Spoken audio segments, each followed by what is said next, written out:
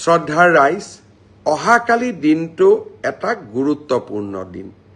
চৰকাৰী বিভাগসমূহত স্বচ্ছতা ঘূৰাই অনাৰ ক্ষেত্ৰত, দুৰ্নীতিৰ সৈতে যুঁজাৰ ক্ষেত্ৰত আৰু চৰকাৰী কৰ্মচাৰীসকলক সকাহ দিয়াৰ ক্ষেত্ৰত।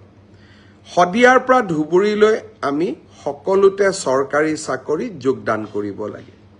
পিছত ট্ৰেন্সফাৰৰ কাৰণে আমি বিভিন্ন ধৰণে প্ৰচেষ্টা চলাওঁ আৰু সেই প্ৰচেষ্টা চলাওঁতে বহুজনে ঘোষ আদিও দিব লাগে বুলি, উপঢৌকন আদি দিব লাগে বুলিও আমি বিভিন্ন সময়ত শুনা পাওঁ।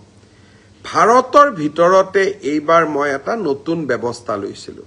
শিক্ষামন্ত্ৰী থাকোঁতে শিক্ষা বিভাগত আৰু এইবাৰ আমাৰ চৰকাৰী বিভাগত তৃতীয়, চতুৰ্থ, পুলিচ সকলোৰে বাবে যে আমি মিউচুৱেলি ট্ৰান্সফাৰ নকৰোঁ কিয়? বহুজনে আবেদন কৰিছিলে, কিন্তু আমি প্ৰায় ৯,০০০ জনক এই মিউচুৱেল ট্ৰান্সফাৰৰ কাৰণে বিভিন্ন পৰীক্ষাৰ পিছত যোগ্য বুলি বিবেচিত কৰিলোঁ। অহাকালি সন্ধিয়া নহয়, বিয়লি ৪ বজাৰ পৰা ৪:৩০ বজাৰ ভিতৰত আমি আনুষ্ঠানিকভাৱে মিউচুৱেল ট্ৰান্সফাৰৰ অৰ্ডাৰসমূহ আমি মুকলি কৰিম। ৯,০০০ জন চৰকাৰী কৰ্মচাৰীয়ে একেলগে একে সময়তে নিজে বিচৰা স্থানত ট্ৰান্সফাৰ অৰ্ডাৰ লাভ কৰিব। আজি মই শ্ৰীভূমিত যাওঁতে কেইজনমান ডেকা ল'ৰা ছোৱালীয়ে মোক সুধিছিলে যে আমি মিউচুৱেল কৰিব পৰা মানুহ বিচাৰি পোৱা নাই।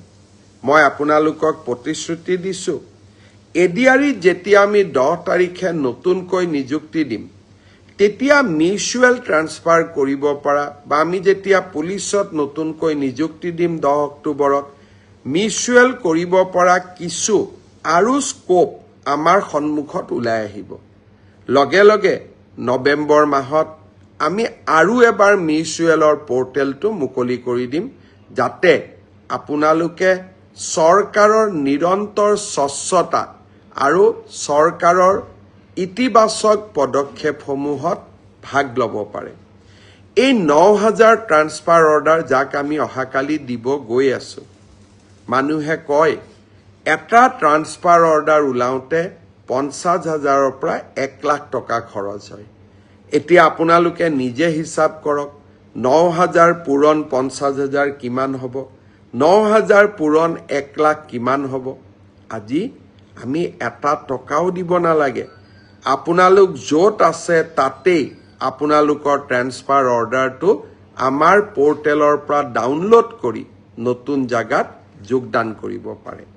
এয়াই হৈছে নৰেন্দ্ৰ মোদী ডাঙৰীয়াৰ সংকল্প, এয়াই হৈছে আমাৰ সংকল্প যে লাহে লাহে আমি প্ৰণালীবদ্ধভাৱে ছিষ্টেম ইম্প্ৰুভমেণ্টৰ জৰিয়তে আমি দুৰ্নীতিবোৰ নোহোৱা কৰিম। শিক্ষক নিযুক্তিত দুৰ্নীতি নোহোৱা হ'ল, পুলিচৰ নিযুক্তিত দুৰ্নীতি নোহোৱা হ'ল, তৃতীয়, চতুৰ্থ বৰ্গত দুৰ্নীতি নোহোৱা হ'ল।